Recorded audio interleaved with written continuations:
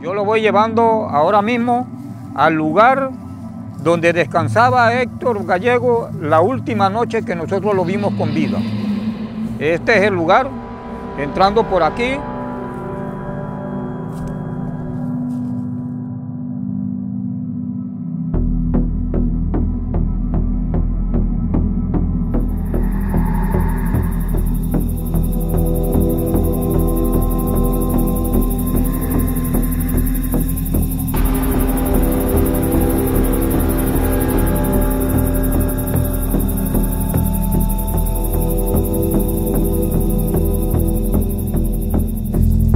En este lugar estaba el rancho. A este lugar llegaron dos personas tocando a la puerta. Decían, Jacinto, Jacinto, ¿dónde podemos encontrar a Héctor Gallego? Héctor Gallego dijo, yo soy Héctor Gallego.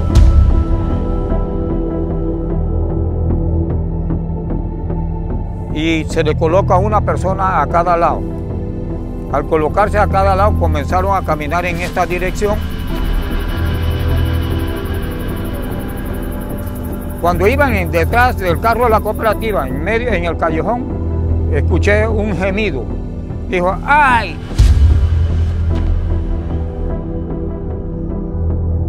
Pasé aquí corriendo, pero ya ellos habían tirado el cuerpo de Héctor Gallego adentro. Las latas del carro sonaron cuando tiraron el cuerpo y yo salí al frente del carro de la cooperativa y le dije, ¡hey! ¿Por qué se llevan a ese hombre así?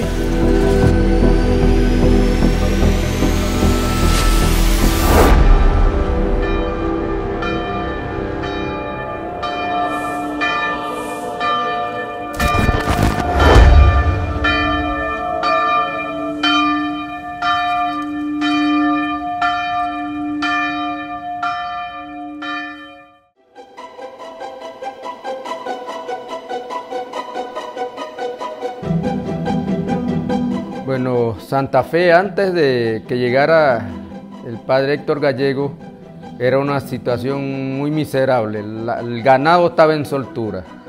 Los cafetales, esas eran propiedades de la gente del pueblo. Y los campesinos solamente servían para trabajarle, arreglando las cercas, cosechando el arroz, cosechando el café.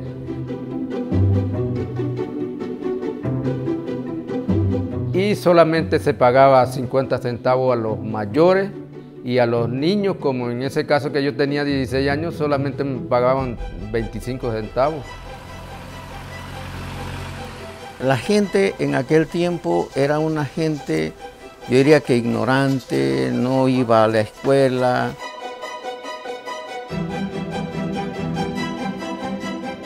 Y solamente se dedicaba a trabajar como peón para los ricos de este pueblo.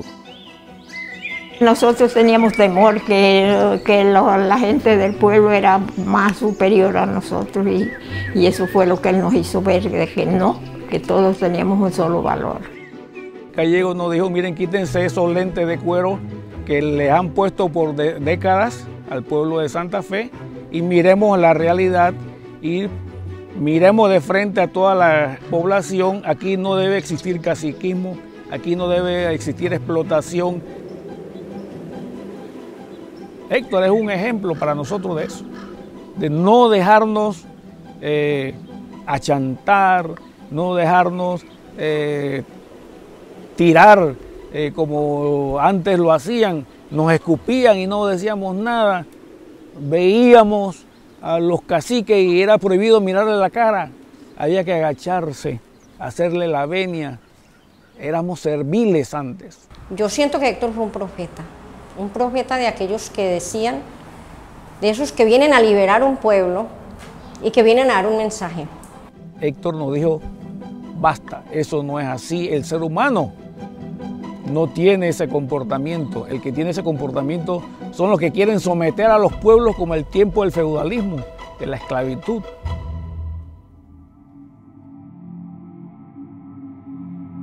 no estaban de acuerdo con el sistema de trabajo que él era orientar al campesino, al hombre marginado, a la juventud, organizar a esa mujer, a esos hombres para que se defendieran. Entonces lo adversan. El padre Héctor hizo muchas cosas de acuerdo con los delegados de la palabra que a ellos no les gustaban. Por ejemplo,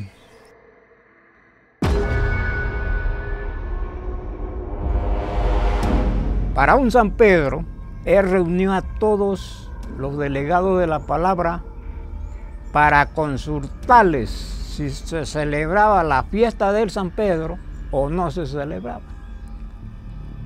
Los delegados de la palabra dijeron que no. La fiesta del San Pedro la utilizaban para pasear la imagen de San Pedro a caballo todos los borrachos.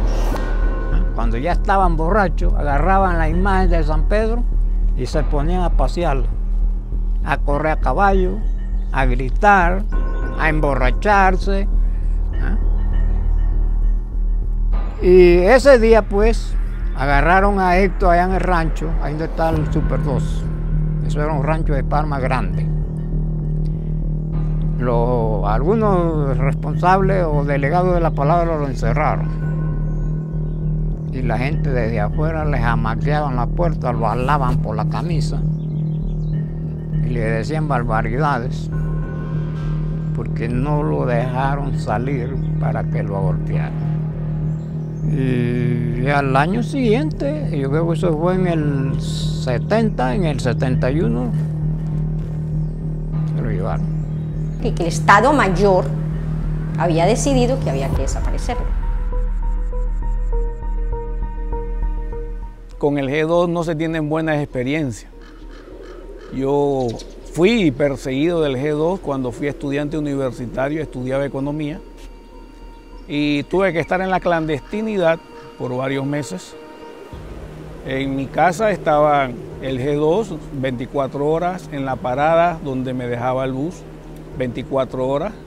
El G2 rodeó la Universidad de Panamá y por eso tuve que salir clandestino, ¿verdad? En varias noches, dormir en otros lugares porque el G2 se ensañó contra mi persona y me llevaron en su momento para el cuartel de Tinajita y ellos niegan todo eso, me golpearon con todas las evidencias y ellos decían, el mismo Noriega decía que no, que ellos no eran, que ellos, su política, que su táctica, que su forma de trabajo no era esa. Me consta que el padre Héctor Gallego le estaban dando seguimiento porque había intranquilidad de los caciques en Santa Fe de Veragua que tenían el temor de que ya la sumisión se estaba eliminando por parte del campesinado, por parte de nuestros pueblos originarios, porque quienes mandaban en el distrito de Santa Fe eran los caciques, los que estaban los dueños de los gobiernos, los que ellos se repartían los cargos políticos. Aquí no había un enemigo así declarado, había todos los caciquitos de aquí de Santa Fe. Estaban los Bernaza, había unos Rodríguez, algunos Castrellones, otros que no pensaban que les iba a tocar, pero porque eran por medio de amistades de estos señores que le metían en la cabeza que el movimiento que Héctor Gallego estaba desarrollando era el enemigo de ellos. Eran personas que estaban dolidos con el trabajo que estaba haciendo Héctor Gallego porque nos estaba dando luces a nosotros, que aprendiéramos a pensar. Mire, aquí hubo enemigo número uno, que eso fue el señor, que yo no lo conocí, pero lo he oído mencionar que se llamaba, que era de San Francisco, se llamaba Saúl Ruiz. Ese Saúl Ruiz, para mí, él tuvo que ver con la muerte de Héctor. Saúl Ruiz era un trabajador del MOP. En ese entonces no era el MOP, sino tenía otro nombre, la CAN, era la CAN. Entonces la mamá, la señora Juana, en realidad la muerte de Héctor viene por la casita de la señora Juana.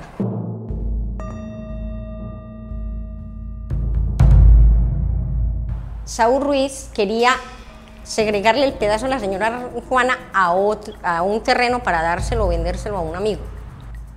Esa fue cuando la señora Juana va al personero, el personero no hace nada, el alcalde nadie hace nada, entonces ella se va pan del sacerdote y le dijo a Héctor: Héctor, mire lo que me va, padre, lo que me va a pasar.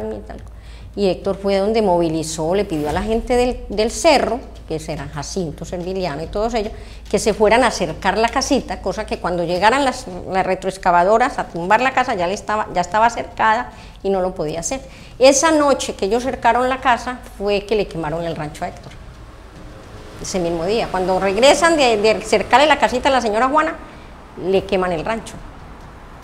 Y de ahí el odio fue tremendo, porque ya el señor quería hacer negocio con el terreno de la señora Juana.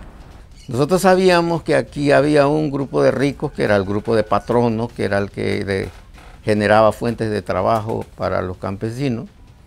Y dentro de esos había un señor que se llamaba Álvaro Bernaz. En otros momentos también lo he mencionado. Y él era familia de Omar Torrijos Herrera, que estaba en el poder en ese tiempo. Entonces, para él, el hecho de que el padre Héctor Gallego comenzara a despertar conciencia en los campesinos era una amenaza, porque ya no iba a contar con la voluntad y el trabajo de toda la gente para picar sus potreros, para cosechar su café y para desarrollar todas sus actividades comerciales que tenía. Entonces, para ellos significaba el despertar de conciencia aquí en Santa Fe en ese tiempo, era una amenaza para todos ellos. Pero no solo aquí, sino también que era una amenaza para los ricos del país.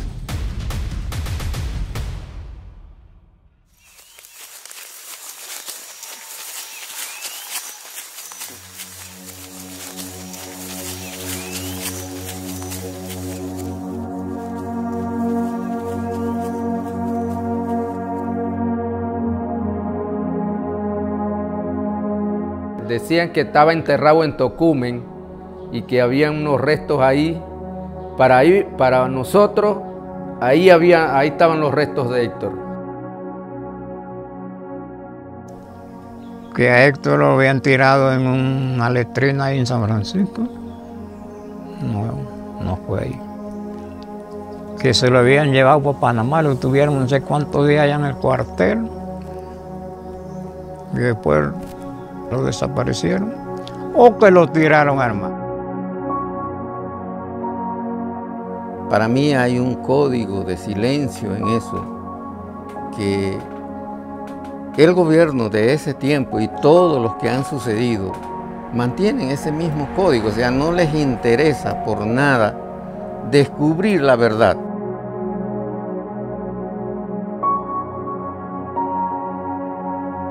Me van a matar como ratón en coco, y así fue.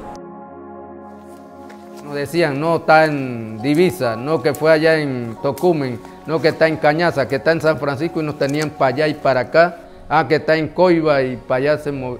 Entonces, era parte del juego, el sistema de borrar el mensaje de Héctor. Y seguimos haciendo más que nada las manifestaciones todos los 9 de junio con esa intención de que pudiéramos encontrar por lo menos los restos de Héctor Gallego. Nunca ha parado la búsqueda.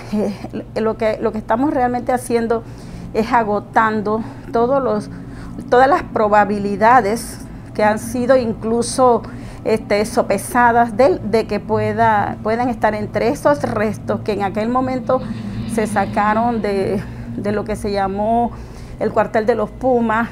Y bueno, logré hablar con Noriega. Lo que sí él después me dijo, y yo, pero yo quiero saber dónde están los restos. Allá donde los encontraron, ahí estaban. Las probabilidades de que puede estar allí los restos del padre Héctor Gallego. La investigación del caso Gallego me ha parecido un relajo de parte de las autoridades. Entonces todo esto daba a tener dudas. a que hubieran muchas dudas. Pero en realidad yo nunca fui a una fiscalía ni a ninguna parte a decir, mire, hagan esto o hagan aquello, no. Después yo hablando con una abogada, yo le pregunté por qué la iglesia había tomado esa decisión. Una de las cosas para ello más importante era el proceso de beatificación. Si aparecían los restos, lo podían beatificar. Porque nosotros teníamos una tranquilidad de que ya habíamos enterrado a mi abuelo y hasta cierto punto eso nos daba paz. Sigue lastimando el hecho de la falta de conciencia de la justicia y del Estado panameño en cuanto a los crímenes de la dictadura.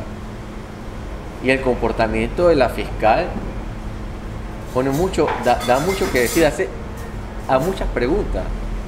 ¿Cuál fue la razón y qué hacen buscando a Héctor Gallego en el cuerpo de Portugal? Lo que ocurre es que hay una tumba específica que se hablaba de que esa era la tumba del padre Héctor Gallego. Entonces, precisamente se trata de esa tumba, pero allí también muy cerca estaba el señor Eliodoro Portugal, entonces pudo incluso haber una confusión. Nosotros no estamos ayudando a nadie especialmente ni específicamente. Yo soy parte en un proceso, en el proceso penal que se le sigue por la muerte, por el homicidio del señor Eliodoro Portugal. Entonces ese es un elemento probatorio importante antes de finalizar el juicio y el caso. Y bueno, la iglesia tendrá sus motivos y siempre lo ha expresado. Mucho antes del congreso, del encuentro de la MJ, nos llamaron con una invitación a Patria Portugal y a mí. Y nos explicaron, yo fui a la reunión con el obispo y estaba el obispo y Patria, también estaba Rafael. Y nos hablaron de hacer las cosas bien hechas, o sea, de volver, si era posible que Patria permitiera la exhumación de los restos del papá. Y firmamos una carta, donde Patria decía que sí estaba de acuerdo para saber la verdad. O sea, en realidad eso se hizo, eso no fue falso. La carta que reabre el proceso solicitando la revisión de todo lo actuado en base a los restos hallados en 1999 en el cuartel Los Pumas está fechada el 3 de junio de 2015 y sí fue firmada por Edilma Gallego y Patria Portugal. La carta dice que la iglesia considera necesaria la revisión de todo lo actuado con los restos hallados en el cuartel Los Pumas.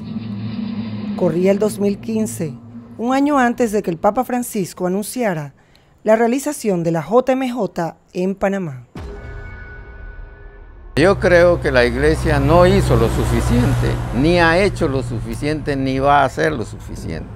Porque en el momento que Héctor corría peligro, ¿por qué no lo sacaron del país? Ellos tenían toda la autoridad, ellos sabían todo lo que Héctor estaba viviendo. Ellos sabían el peligro que Héctor corría, sí lo abandonaron, siento que lo abandonaron. La misma iglesia trata de callar, de bajar la guardia en cuanto a la opción preferencial por los pobres. Y nosotros sabemos perfectamente, y lo digo públicamente, la iglesia vive de los ricos. Son los ricos los que financian a la jerarquía de la iglesia. Cuando se dijo que se habían aparecido, lo que habían dicho que si eran los restos de Héctor, yo recibí una llamada del obispado. Mi anhelo principal era llevarme a Héctor a la tumba de mi mamá, porque fue el anhelo de mi mamá. Mi mamá siempre dijo, cuando a mí me entierren, me compran el pedacito de tierra que yo me lo merezco y ahí me dejan y cuando aparezca mi hijo me lo ponen ahí. Y me llamaron de la iglesia a decirme que yo no podía hacer eso. Que la iglesia era la que tomaba la decisión que hacía con sus restos. Y eso no es justo, porque la iglesia no sufrió por la desaparición de Héctor. Fue mi mamá, fue la familia. Para mí no tiene tanta importancia quizás encontrar los restos físicos, porque el mismo Héctor Gallego dice, si desaparezco no me buscan, siguen el camino realmente que yo he dejado. Ya no lo busco como que si quiero encontrar a Héctor vivo, sino que me interesa que se encontraran por lo menos un resto, porque yo estoy casi seguro que ya murió, para que la iglesia, la jerarquía de la iglesia lo pueda canonizar. ¿Qué me ganó con que aparezca Héctor? ni siquiera me lo puedo llevar. Tengo que dejárselo porque ¿para qué? Y yo le voy a hacer una pregunta, ¿de dónde lo llevarán a Santa Fe? Peregrinación para Santa Fe. Más plata de lo que han hecho con él.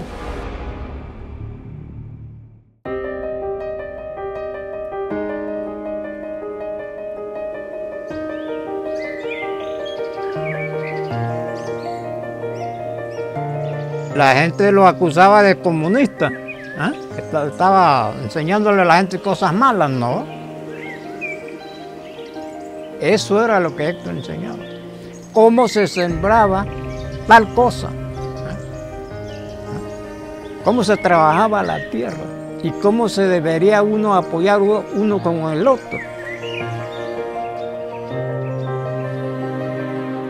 La organización nos ha enseñado que es la unidad del pueblo la que nos hará libres, los que nos harán gente pensante, que todos somos iguales. Ese es el pensamiento, el legado histórico que Héctor nos ha dejado. Jamás podemos agachar la cabeza ante la injusticia, jamás podemos agachar la cabeza por situaciones en donde se tiene al campesino en una pobreza extrema. Mientras que el padre Héctor Gallego estaba convencido que el Evangelio implica un cambio en la sociedad, un cambio en las estructuras de la sociedad, sobre todo esta combinación del compromiso social desde el Evangelio, desde la evangelización, es el gran legado que el padre Héctor nos ha dejado.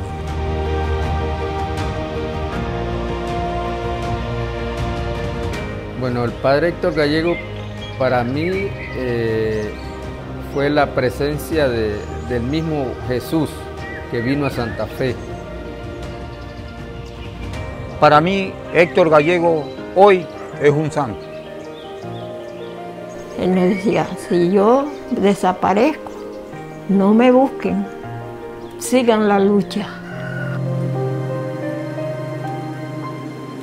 Héctor para mí no era un sacerdote, era como un hermano personal mío.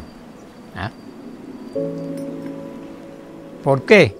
Porque el padre Héctor fue uno de los que me apoyó a mí y a mucha gente aquí en Santa Fe.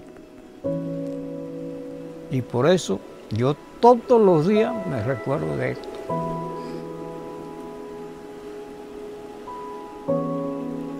Porque soy la persona que más estimación le tuvo al campesino.